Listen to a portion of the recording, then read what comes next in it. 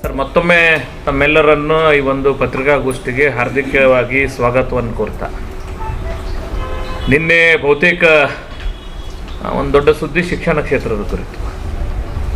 SLC ಪರೀಕ್ಷೆಯಲ್ಲಿ 60% ಕಡಿಮೆ ಅಂಕ ಗಳಿಕೆ ಆಗಿದ್ದರೆ ಅಂಥ ಶಿಕ್ಷಕರ ವೇತನ ಬಡ್ತಿಯನ್ನು ಕಡಿತಗೊಳಿಸ್ತೇವೆ ಅನ್ನೋಂಥ ಆದೇಶ ಮಾಡಿರೋದು ಬಹುತೇಕ ಎಲ್ಲ ಪತ್ರಿಕೆಗಳಲ್ಲಿ ಭಾಳ ದೊಡ್ಡ ಹೈಲೈಟ್ ಆಗಿದೆ.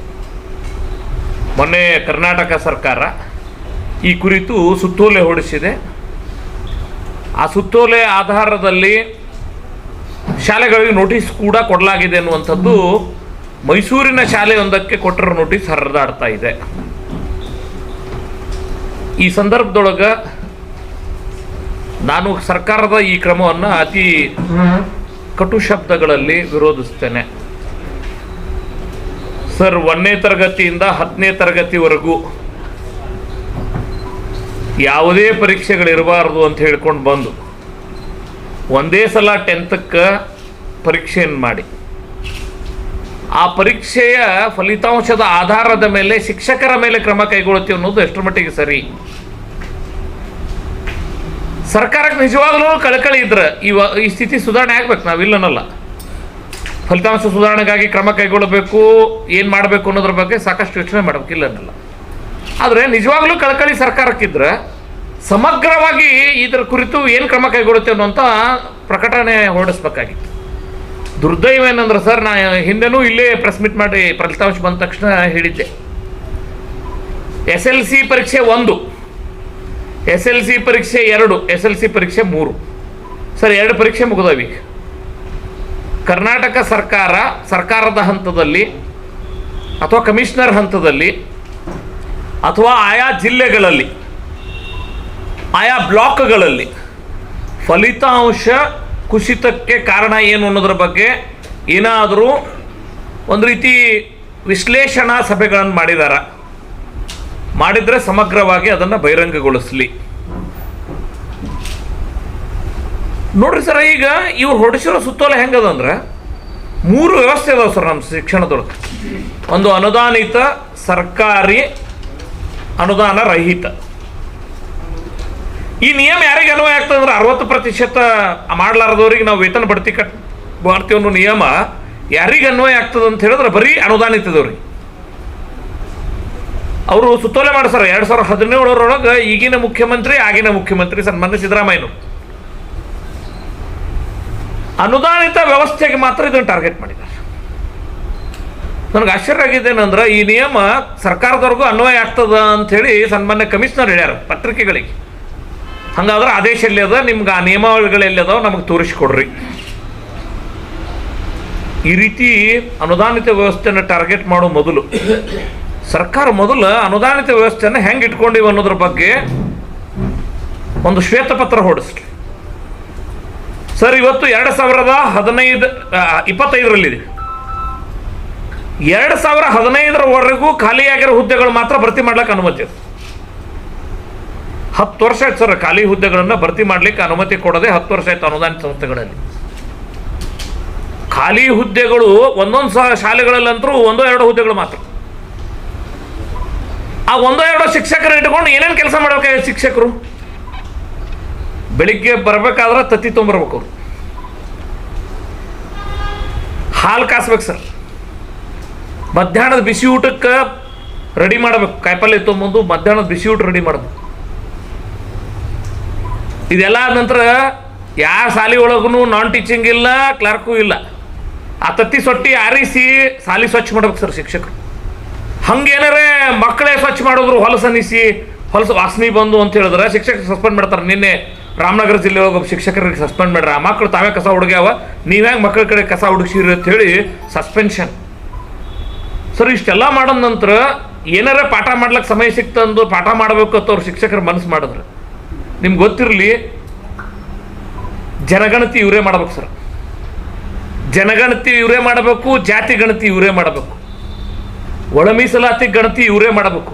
ಇದು ಒಂದೇ ವರ್ಷದೊಳಗೆ ಯೋಚನೆ ಮಾಡ್ರಿ ನೀವು. ಶಿಕ್ಷಕರ ಸಾಲಿ ಯಾವಾಗ ಕಲಿಸ್ಬೇಕು ಅನ್ನೋದು ಈ ಸರ್ಕಾರಕ್ಕೆ ಮಾನ ಮರ್ಯಾದೆ ಏನಾರ ಇಲ್ಲ ನನಗೆ ಅರ್ಥ ಆಗ್ತಿಲ್ಲ ಸರ್. ರಜೆ ಒಳಗೂ ಈ ಜಿಲ್ಲೆಯ ಎಲ್ಲ ಹೈಸ್ಕೂಲ್ ಶಿಕ್ಷಕರು ಮಾರ್ಗದರ್ಶನದೊಳಗೆ, ಹೈಸ್ಕೂಲ್ ಹೆಡ್ ಮಾಸ್ಟರ್ ಮಾರ್ಗದರ್ಶನದೊಳಗೆ ಒಳ ಮೀಸಲಾತಿಗಾಗಿ ಸನ್ಮಾನ್ಯ ನ್ಯಾಯಮೂರ್ತಿ ನಾಗಮೋಹನ್ ದಾಸರ ಸಮಿತಿಯ ಸೂಚನೆ ಹಿನ್ನೆಲೆ ಒಳಗೆ ಮನಿ ತಿರುಗಾಡ್ಕೊಂಡು ಅದನ್ನು ಮಾಡ್ಬೇಕು ಸರ್. ಅದೊಂದು ಸ್ವಲ್ಪ ಏನರ ಸಮಯ ಸಿಕ್ತಂದ್ರೆ BLO ಆಗಿ ವೋಟರ್ ಲಿಸ್ಟ್ ಪರಿಷ್ಕರಣೆ ಮಾಡ್ಬೇಕು ಸರ್. ಅದೇನರ ಒಂದಿಟ್ಟು ಸಮಯ ಸಿಕ್ತಂದ್ರೆ ಈ ಸದ್ಯ ಮತ್ತೆ ಜಾತಿ ಗಣತಿ ಮಾಡ್ತೇವೆ ಅಂತ ಅನೌನ್ಸ್ ಮಾಡಿ ಅದಕ್ಕೆ ನಿಲ್ಸ್ಯಾರ. ಇದು ಮುಗಿದ ನಂತರ ಜನಗಣತಿಯ ಮಹಾಪರ್ವದ ಟ್ರೈನಿಂಗ್ಗಳು ಶುರು ಆಗ್ತಾವಂತ ಆಲ್ರೆಡಿ ಜಿಯೋ ಆಗಿದೆ ಸೆಂಟ್ರಲ್ ಗೌರ್ಮೆಂಟ್. ನಮ್ಮನ್ನು ಎದಕ್ಕೆ ನೇಮಕ ಮಾಡ್ಕೊಂಡ್ರಿ ಅನ್ನೋದು ಸರ್ಕಾರಕ್ಕೆ ಪ್ರಜ್ಞೆ ಅದ ಇಲ್ಲೋ ಅಥವಾ ಪ್ರಜ್ಞಾಹೀನ ಸ್ಥಿತಿಯೊಳಗೆ ಅದ್ರ ಸರ್ಕಾರದವ್ರು ಅದು ಹೇಳ್ರಿ. ನಮ್ಮ ಶಿಕ್ಷಕರ ನೇಮಕದ ಉದ್ದೇಶ ಏನು? ಮಗು ಕಲಿಬೇಕು, ಶಿಕ್ಷಕರು ಕಲಿಸ್ಬೇಕು, ಅದೊಂದು ಬಿಟ್ಟು ಎಲ್ಲನೂ ಮಾಡಬೇಕು ಅನ್ನೋ ರೀತಿಯೊಳಗೆ ನೀವು ನಡ್ಕೊಂಡ್ರೆ ಗತಿ ಏನಾಗ್ತದೆ? ಇದ್ರ ಮಧ್ಯದೊಳಗೆ ಎಲ್ಲ ರೀತಿ ಇಲೆಕ್ಷನ್ನು ಯಾರು ಮಾಡೋರು ಹೇಳ್ರಿ ಸರ್? ನೀವು ಹೇಳ್ರಿ, ನೀವು ಎಲ್ಲ ರೀತಿ ಇಲೆಕ್ಷನ್ ಯಾರು ಮಾಡೋರು? ಶಿಕ್ಷಕರೇ ಮಾಡಬೇಕು ಸರ್. ಇಡೀ ಶಿಕ್ಷಣ ಇಲಾಖೆಯನ್ನು ಅವನತಿಯತ್ತ ತೆಗೆದುಕೊಂಡು ಹೋಗೋ ಕೆಲಸ ಆಗ್ಯದ. ನಾನು ಸನ್ಮಾನ್ಯ ಮುಖ್ಯಮಂತ್ರಿಗಳಿಗೆ, ಶಿಕ್ಷಣ ಮಂತ್ರಿಗಳಿಗೆ, ಸರ್ ನೀವು ಯಾವುದೋ ಒಂದು ನೋಟಿಸ್ ಕೊಟ್ಟು ಆ ಶಿಕ್ಷಕರಿಗೆ ಧಮಕಿ ಹಾಕಿ ನಮ್ಮಂಥ ಒಂದಿಷ್ಟು ಮಂದಿ ಶಾಸಕರು ಬಂದು ಹೇಳಿದ ನಂತರ ಅದನ್ನು ಕೈ ಬಿಟ್ಟೇವೆ ಅನ್ನುವಂಥ ಕಳಪೆ ಕೆಲಸ ಮೊದಲಕ್ಕೆ ನಿಲ್ಲಿಸ್ರಿ. ನೋಟಿಸ್ ಕೊಡೋದ್ರಿ, ಅಲ್ಲಿಂದ ಯಾರೋ ಒಂದಿಷ್ಟು ಬಂದು ಹೇಳೋದು, ಆಯಿತು ನೋಟಿಸ್ ವಾಪಸ್ ತೊಗೋತೀವಿ ಅನ್ನೋದು. ಸರ್ ನಿಯಮ 2017 ಇದು ಗೊತ್ತಿರಲಿ. ಇವತ್ತು 2025, 8 ವರ್ಷದೊಳಗೆ ಈ ನಿಯಮ ಇದ್ದಾಗ್ಲೂ ಏನು ಸುಧಾರಣೆ ಮಾಡ್ಲಿಕ್ಕಾಗ್ಯದ? ಏನು ಕಡದು ಕಟ್ಟಿ ಹಾಕಿರಿ ನೀವು ಸರ್ಕಾರದವರು? ಸರ್ ಇವ್ರು ಯಾರಿಗೂ ಕೂಡ ಮನ ಮರ್ಯಾದಿಲ್ಲ. ಶಿಕ್ಷಕರ ನೇಮಕಾತಿ ಎದಕ್ಕೆ ಮಾಡ್ಕೊಂಡೇವಿಲ್ಲ? ನಿಮ್ಗೆ ಗೊತ್ತಿರಲಿ, ಸರ್ಕಾರಿ ಶಿಕ್ಷಕರಲ್ಲೂ ಕೂಡ 30% ಇವತ್ತು ವೇಕೆನ್ಸೀಸ್ ಅದಾವ. ಎಲ್ಲಿವರೆಗೂ ಸರ್ ನೀವು ಈ ಒಳ ಮೀಸಲಾತಿ ನಿರ್ಣಯ ಆಗೋದಿಲ್ಲ ಅಲ್ಲಿವರೆಗೂ ನೇಮಕಾತಿ ನಿಲ್ಲಿಸ್ಬಿಟ್ರಿ. ಅಲ್ಲಿವರೆಗೂ ಆ 30% ಬರ್ಡನ್ ಯಾರ ಮೇಲೆ ಬರ್ತದೆ ಹೇಳ್ರಿ ಸರ್? ಇರು ಶಿಕ್ಷಕರ ಮೇಲೆ ಬರ್ತದೆ. ಈ ರೀತಿ ವ್ಯವಸ್ಥೆಯನ್ನು ಇಟ್ಕೊಂಡು ಇಡೀ ಶಾಲೆಯನ್ನು ಹಾಳು ಮಾಡಿ ಅದ್ರ ಮಧ್ಯದೊಳಗೆ ನಾ NEP ತರೋದಿಲ್ಲ, SEP ತರ್ತೀನಿ, ಇದು ಅವ್ರು ಬರೆದಿದ್ದ ಪುಸ್ತಕ ಬೇಡ, ಇವ್ರು ಬರೆದಿದ್ದ ಪುಸ್ತಕ ಬರ್ತೀನಿ. ಇಡೀ ರಾಜ್ಯದ ಶಿಕ್ಷಣ ವ್ಯವಸ್ಥೆ ಕುರಿತು ಶೋಚನೀಯ ಸ್ಥಿತಿಗೆ ತಳ್ಳುವ ಕೆಲಸ ಮಾಡಿರಿ. ಅನಗತ್ಯ ವಿಷಯಗಳಿಗಾಗಿ ಶಿಕ್ಷಣ ಕ್ಷೇತ್ರವನ್ನು ಹಾಳುಗೆಡಿದಿದ್ರಿ ಸರ್. ನನಗೆಷ್ಟು ನೋವಾಗಿದೆ ಇವತ್ತು.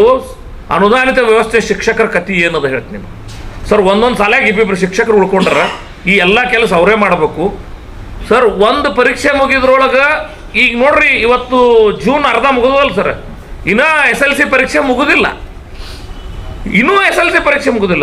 SLC ಪರೀಕ್ಷೆ ಮುಗಿಬೇಕಾದ್ರೆ ಆಗಸ್ಟ್ ತನಕ ಹೋಗ್ತದೆ ಸರ್. ರಿಸಲ್ಟ್ ಬಂದು ನಮ್ಮ ಶಿಕ್ಷಕರು ನಿರಂಬಳ ಆಗ್ಬೇಕಾದ್ರೆ ಅಲ್ಲಿ ತನಕ ಬೋಧನೆ ಗತಿ ಏನು ಸರ್? ಈಗ ನೀವು CBSE ICSE ಕೊಟ್ರಿ, ಅವ್ರಿಗೇನು ಇವೆಲ್ಲ ಬರ್ಡನ್ ಅದಾವ ಸರ್? ಏನು ತತ್ತಿ ಬರ್ಡ್ ಅನ್ನೋದು, ಮಿಡ್ ಡೇ ಮೀಲ್ ಬರ್ಡ್ ಅನ್ನೋದು, ಹಾಲಿನ ಬರ್ಡ್ ಅನ್ನೋದು, ಜಾತಿ ಗಣತಿ ಇದ್ದೋದು, ಜನಗಣತಿ ಇದ್ದೋದು, ಏನದು ದನಗಣತಿ ಇದ್ದೋದು, ನಿಮ್ಮ ಇಲೆಕ್ಷನ್ ಬಾರದು. ಸರ್ಕಾರಿ ಶಿಕ್ಷಕರು, ಅನುದಾನಿತ ಶಿಕ್ಷಕರು ಈ ವ್ಯವಸ್ಥೆಯನ್ನು ಪೂರಾ ಮಾಡಬಾರ್ದು ಕೆಲಸಕ್ಕೆ ಹಾಕೊಂಡ್ಬಿಟ್ಟು ಉಳ್ಳವರ ಮಕ್ಕಳು CBSE ICSE ಸೇರಿ ಅವ್ರು ಆ ಶಿಕ್ಷಕರು ಎದಕ್ಕೂ ಸಂಬಂಧ ಇಲ್ಲ. ಪರಿಣಾಮ ಏನಾಗ್ತದೆ ಸರ್? ಇಡೀ ರಾಜ್ಯ ಸರ್ಕಾರಿ ಪಠ್ಯಕ್ರಮದಲ್ಲಿ ಓದುವಂಥ ಶಾಲೆಗಳ ಮಕ್ಕಳು ಕುಸಿತ ಅನುಭವಿಸುವ ಸ್ಥಿತಿ ಬಂದದ್ದು. ನಾನು ಆಗ್ರಹ ಮಾಡ್ತೀನಿ, ಸರ್ಕಾರಕ್ಕೆ ಎಚ್ಚರಿಕೆ ಕೊಡ್ತೀನಿ, ನೀವು ಇದೇ ರೀತಿ ಮುಂದುವರೆದ್ರೆ ಈಗಾಗಲೇ ಸರ್ಕಾರಿ ವ್ಯವಸ್ಥೆ ಮುಗಿದು ಹೋಗ್ಯದ ಅನ್ನೋ ಪರಿಸ್ಥಿತಿ ಅದು ಸರ್. ಮೂಲಭೂತ ಸೌಕರ್ಯಗಳ ಶಾಲೆಗಳಿಗೆ ₹1 ಸುಣ್ಣ ಬಣ್ಣಕ್ಕೆ ಕೊಡೋಕ್ಕಾಗಿಲ್ಲ. ಚಾಕ್ ಪೀಸು ಶಿಕ್ಷಕರು ತಾವೇ ತೊಗೊಂಡು ಮಾಡುವಂಥ ಪರಿಸ್ಥಿತಿ, ಶಾಲಾ ನಿರ್ವಹಣಾ ಅನುದಾನವೂ ಬರ್ತಾ ಇಲ್ಲ ಸರ್. ಸರ್ವ ಶಿಕ್ಷಾ ಅಭಿಯಾನದ ನಂತರ ರಾಜ್ಯದ ಶಾಲೆಗಳ ಪರಿಸ್ಥಿತಿ ಶೋಚನೀಯ ಆಗೋಗಿದೆ.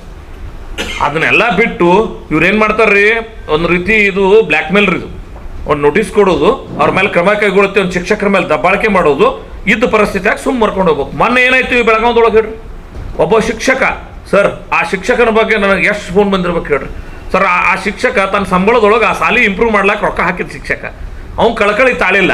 ನಾನು KCSR ಒಂದು ಬದಿಗಿಡ್ರಿ, ಕೊನೆಗೂ ನಾವು ಮನುಷ್ಯರಲ್ಲ ಸರ್, ಯಾವುದೇ ರೂಲ್ಸ್ನಾಗ ಅವ ಏನು ಕೆಟ್ಟ ಮಾಡಿದ್ ನೋಡ್ರಿ. ಹೇಳೋದು ಹೇಳ್ಯಾನ, ಪತ್ರ ಬರ್ದಾನ, ಹೆಡ್ ಮಾಸ್ಟರ್ ಮುಖಾಂತರ ಪತ್ರ ಬರ್ಸ್ಯಾನ, SDMC ಮುಖಾಂತರ ಪತ್ರ ಬರ್ಸ್ಯಾನ. ಸರ್ಕಾರಿ ಶಾಲೆಗೆ ಮಕ್ಕಳಿಲ್ಲ ಅಂತ ನೀವು ಓಡಾಡ್ತೀರಿ, ಆ ಶಾಲೆಯೊಳಗೆ ಮಕ್ಳು ಹೆಚ್ಚಾಗ್ಯಾವ, ರೂಮ್ ಕೊಡ್ರಿ ಅಂಥೇಳಿ ಅವ ಒಂದು ಕ್ಷಣ ಮಾಡೋದ್ರಲ್ಲಿ ಒಂದು ತಪ್ಪಿರ್ಬೋದು, ಮಾಡಿರೋ ರೀತಿಯಲ್ಲಿ ತಪ್ಪಿರ್ಬೋದು. ಅವು ಹೋಗಿ ನಿಮ್ಮ BO ಕಚೇರಿ ಇದ್ರಿ ದಣಿ ಕುಂದಿರ್ತೀನಿ ನೋಡ್ರಿ, ನನ್ನ ಮೂಲಭೂತ ಸೌಕರ್ಯ ಕೊಡ್ರಿ, ಈ ಶಾಲೆಗೆ ಮಕ್ಳು ಬರ್ಬೇಕತ್ತಾರ ಅಂತ ಕೇಳೋ ಪರಿಸ್ಥಿತಿ ಅಂದ್ರೆ ಎಂಥ ಮಾನಗಟ್ಟು ವ್ಯವಸ್ಥೆ ನಿರ್ಮಾಣ ಮಾಡ್ರಿ ನೀವು ಶಿಕ್ಷಣ ಇಲಾಖೆ ಒಳಗೆ. ಅವ್ನು ಸಸ್ಪೆಂಡ್ ಮಾಡ್ತೀನಿ ಅಂತ ಹೇಳಿದಿರಿ. ಸಸ್ಪೆಂಡ್ ಬಗ್ಗೆ ನನಗಲ್ಲ, ಒಬ್ಬ ಶಿಕ್ಷಕ ತಾನೇ ಬಂದು BO ಕಚೇರಿ ಇದ್ರೆ ನಾನು ಸಸ್ಪೆಂಡ್ ಮಾಡ್ತಾರತ್ತ ಅವ್ನು ಗೊತ್ತಿತ್ತು ಇಲ್ಲ ಹೇಳ್ರಿ ಸರ್. ಇದು KCSR ಉಲ್ಲಂಘನೆ ಮಾಡ್ತಂತ ಅವ್ನಿಗೆ ಅರಿವಿತ್ತು ಇಲ್ಲ ಹೇಳ್ರಿ. ಅದನ್ನು ಮೀರಿಯೂ ನಾನು ಹೋರಾಟ ಮಾಡಿ ಗಮನ ಸೆಳೆಯಬೇಕು, ಇಲ್ಲಾಂದ್ರೆ ಸರ್ಕಾರಿ ಶಾಲೆ ಕುಸಿತವನ್ನುವಂಥ ಸ್ಥಿತಿ ಈ ರಾಜ್ಯದೊಳಗೆ ನಿರ್ಮಾಣ ಮಾಡ್ಯಾರ. ಸರ್ಕಾರ ಇದೇ ರೀತಿ ಖಾಸಗಿ ಅನುದಾನಿತ ವ್ಯವಸ್ಥೆಯ ಮೇಲೆ ಮತ್ತು ಸರ್ಕಾರಿ ಶಾಲೆಗಳ ಮೇಲೆ ಗದಾಪ್ರಹಾರ ಮಾಡೋದು ಮುಂದುವರಿಸಿದ್ರೆ ಅಸಹಕಾರ ಚಳವಳಿ ಯಾವ ರೀತಿ ಬ್ರಿಟಿಷರ ದೌರ್ಜನ್ಯ ದಬ್ಬಾಳಿಕೆ ಆಡಳಿತದ ವಿರುದ್ಧ ಈ ದೇಶ ಅಸಹಕಾರ ಚಳವಳಿ ಹೂಡಬೇಕಾಗಿ ಬಂತು. 100% ಹೇಳ್ತೀನಿ, ಕರ್ನಾಟಕದ ಶಿಕ್ಷಣ ಇಲಾಖೆಯ ಮೇಲೆ, ಈ ಸರ್ಕಾರದ ಮೇಲೆ ಶಿಕ್ಷಕರು, ಶಿಕ್ಷಣ ಸಂಸ್ಥೆಗಳು ಅಸಹಕಾರ ಚಳವಳಿ ಮಾಡುವಂಥ ಸ್ಥಿತಿ ಬರ್ತದ. ನಾವು ಕೂಡ ಅಸಹಕಾರ ಚಳವಳಿಗೆ ಕರೆ ಕೊಡಬೇಕಾದ ಸ್ಥಿತಿ ಬರ್ತದ. ನೀವು ಯೋಚನೆ ಮಾಡ್ರಿ, ಒಂದು ಕೆಲಸಕ್ಕೆ ಸರ್ಕಾರನೇ ಶಿಕ್ಷಣ ಪ್ರಸರಣ ಮಾಡ್ತೀನಿ ಅಂದ್ರೆ ಸಾಧ್ಯ ಇರಲಾರ ಸ್ಥಿತಿ ಅದು ಸರ್. ಇವತ್ತು ಅನುದಾನಿತ, ಅನುದಾನ ರಹಿತ, ಈವನ್ CBSE, ICSE ಎಲ್ಲರೂ ಸೇರಿದಾಗಲೇ ಕರ್ನಾಟಕದ ಶಿಕ್ಷಣ ಪ್ರಸರಣ ಸಾಧ್ಯ ಆಗ್ಲಾಗ್ತದ. ಈ ರೀತಿ ದುರಾಡಳಿತವನ್ನು ನಿಲ್ಲಿಸಿ ಮೊದಲು ಏನು ಮಲತಾಯಿ ಧೋರಣೆ ತೋರ್ಸಕತ್ತೀರಿ ನಮ್ಮ ಅನುದಾನಿತ ಶಿಕ್ಷಣ ವ್ಯವಸ್ಥೆಯ ಬಗ್ಗೆ, ಆ ಮಲತಾಯಿ ಧೋರಣೆಯನ್ನು ತಕ್ಷಣ ನಿಲ್ಲಿಸ್ಬೇಕು. ಏನು ಅನುದಾನಿತ ವ್ಯವಸ್ಥೆಯಲ್ಲಿ ನೋಡ್ರಿ, ಇಡೀ ಉತ್ತರ ಕರ್ನಾಟಕದಾಗ ಸರ್, ವಿಶೇಷವಾಗಿ ನಮ್ಮದು ಮುಂಬೈ ಪ್ರಾಂತದಲ್ಲಿ ಬ್ರಿಟಿಷರ ಸಂದರ್ಭದಲ್ಲಿ ಆಳ್ವಿಕೆಯಲ್ಲಿ ಇತ್ತಲ್ಲ, ಪುಣಾದ ಪ್ರೇರಣೆಯಿಂದ ಇಡೀ ಉತ್ತರ ಕರ್ನಾಟಕದೊಳಗೆ, ಮುಂಬೈ ಪ್ರಾಂತದೊಳಗೆ, ಇವತ್ತೇನು ಕಿತ್ತೂರು ಕರ್ನಾಟಕ ಅಂತ ಹೇಳ್ತೇವೆ, ಈ ಭಾಗದಾಗ ಶಿಕ್ಷಣ ಪ್ರಸರಣ ಆಗಿತ್ತು. ಅನುದಾನಿತ ಶಿಕ್ಷಣ ಸಂಸ್ಥೆಗಳು ಭಾಳ ದೊಡ್ಡ ಕೊಡಿ. ಇವತ್ತು ಅವ್ರಿಗೆ ಸರಿ ಸಮಾನಾಗಿ ಸರ್ಕಾರಿ ಶಿಕ್ಷಣ ವ್ಯವಸ್ಥೆ ಬಂದದ. ಅಲ್ಲೂ ನ್ಯಾಯ ಕೊಡಲ್ಲ, ಇವ್ರಿಗೂ ನ್ಯಾಯ ಕೊಡಲ್ಲ. ಏನು ಕೊಡ್ತಾರೆ ಸರ್ ಇವರು ಅನುದಾನ ರಹಿತದವ್ರಿಗೆ?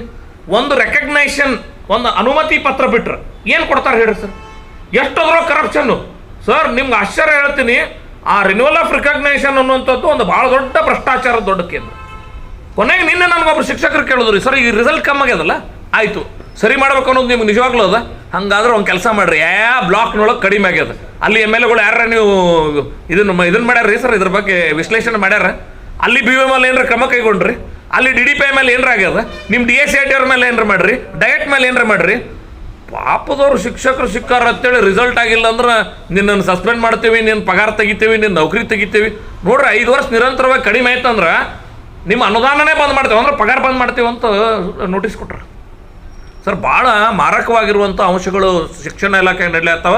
ಇದ್ರ ಜೊತೆಗೆ ಅನುದಾನ ರಹಿತವ್ರು ನಡೆಸ್ಬೇಕಂದ್ರು ಸರ್ ಪರ್ಮಿಷನ್ ಅನ್ನೋದು ಬಿಟ್ರೆ ನೋಡ್ರಿ ಏನೂ ಕೊಡ್ತಾ ಇಲ್ಲ. ಅನುದಾನ ರಹಿತ ವ್ಯವಸ್ಥೆ ಅಂತೂ ಭಾಳ ಗಂಭೀರ ಸ್ಥಿತಿ ಅದು. ನೀವು ಯಾರಾದರೂ ತಪ್ಪಿದ್ರು, ಯಾರಾದರೂ ತಪ್ಪು ಮಾಡೋರಿದ್ರು ಹಿಡ್ಕೊರಿ, ನಾವೇನು ಬೇಡ ಅನ್ನೋದಿಲ್ಲ. ಹಂಗೆ ಅಂಥೇಳಿ ಎಲ್ಲರ ಪ್ರಸರಣ ಮಾಡುವಂಥವ್ರನ್ನ ನೀವು ಈ ರೀತಿ ಭ್ರಷ್ಟಾಚಾರದ ಮೂಲಕ, ಈ ರೀತಿ ನೋಟಿಸ್ಗಳ ಮೂಲಕ ಏನಿವತ್ತು ಗದಾಪ್ರಹಾರ ಮಾಡ್ತಿದ್ರೆ ಇದನ್ನು ತಕ್ಷಣ ನಿಲ್ಲಿಸಬೇಕು. ಇರದೇ ಇದ್ದರೆ ರಾಜ್ಯಾದ್ಯಂತ ಸರ್ಕಾರದ ವಿರುದ್ಧ ಅಸಹಕಾರ ಚಳವಳಿಗೆ ಕರೆ ಕೊಡಬೇಕಾಗ್ತಾರಂಥ ಎಚ್ಚರಿಕೆಯನ್ನು ಭಾಳ ಸ್ಪಷ್ಟವಾಗಿ ಕೊಡ್ತೀವಿ. ಆಮೇಲೆ ನೀವು ಈ ಎಲ್ಲ ಈ ಕೆಲಸಗಳಿಗೆ ಅನುದಾನಿತ ಮತ್ತು ಸರ್ಕಾರಿ ಶಾಲಾ ಶಿಕ್ಷಕರನ್ನು ಬಳಸ್ಕೊಂತಾರೆ ಅಂತ ಹೇಳ್ತಾ ಇದ್ದೀವಿ.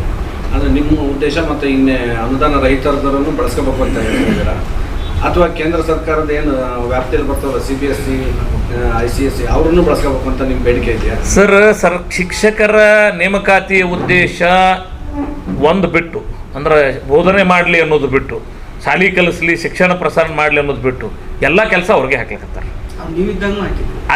ನಾನು ಅವರು ಇರೋ ಹೇಳಿಲ್ಲ. ಶಿಕ್ಷಣದ ವ್ಯವಸ್ಥೆ ಮಾಡ್ತಿದ್ರು, ಬಿಜೆಪಿ ಇದ್ದಾಗ ಎಲೆಕ್ಷನ್ ಡ್ಯೂಟಿ ಮಾಡ್ತಿದ್ರು, ಬಿಜೆಪಿ ಇದ್ದಾಗ ಬಿಸಿ ಊಟ ಮಾಡ್ತಿದ್ರು. ಸುಪ್ರೀಂ ಕೋರ್ಟ್ ಇವರೆಗೂ ಅಲ್ಲ ಅದನ್ನ ಈ ವಿಷಯ ಬ್ರೇಕ್ ಮಾಡಿದ್ರೆ ಮುಂದೆ ಬರೋ ಸರ್ಕಾರ ಅದನ್ನ ಫಾಲೋ ಅಪ್ ಮಾಡ್ತಿರ್ಲಿಲ್ಲ. ಸುಪ್ರೀಂ ಕೋರ್ಟ್ನವರೆಗೂ ಈ ವಿಷಯ ಹೋಯ್ತು ಸರ್. ಶಿಕ್ಷಕರಿಗೆ ಅನ್ಯ ಕಾರ್ಯಗಳನ್ನು ಕೊಡಬಾರ್ದು. ಆಗ ಸುಪ್ರೀಂ ಕೋರ್ಟ್ ಒಂದು ಜಜ್ಮೆಂಟ್ ಮಾಡಿದೆ. ಜನಗಣತಿ ಏನು ಕೇಂದ್ರ ಸರ್ಕಾರ ಮಾಡ್ತದೆ ಅದನ್ನು ಹೊರತುಪಡಿಸಿ ಮಕ್ಕೆಲ್ಲ ಕೆಲಸಗಳು ಶಿಕ್ಷಕರಿಗೆ ಹಚ್ಚಬಾರ್ದು ಅಂತ ಜಜ್ಮೆಂಟ್ ಆಗಿದೆ. ಐ ಥಿಂಕ್ ಇದು 16-17ನೇ ಸಂದರ್ಭದಲ್ಲಿ ಬಂದಿರೋ ಜಜ್ಮೆಂಟ್. ನನಗನ್ನಿಸ್ತದ ನಮ್ಮ ಸಂದರ್ಭದಲ್ಲಿ ಆ ರೀತಿ ಯಾವುದೇ ಗಣತಿಗಳನ್ನು ನಾವು ಕೈಗೆ ತೊಗೊಂಡಿಲ್ಲ, ಶಿಕ್ಷಕರನ್ನು ತೊಡಗಿಸಿಲ್ಲ ಸರ್. ಇವತ್ತು ಟೆಕ್ನಾಲಜಿ ಭಾಳ ಮುಂದುವರೆದದ.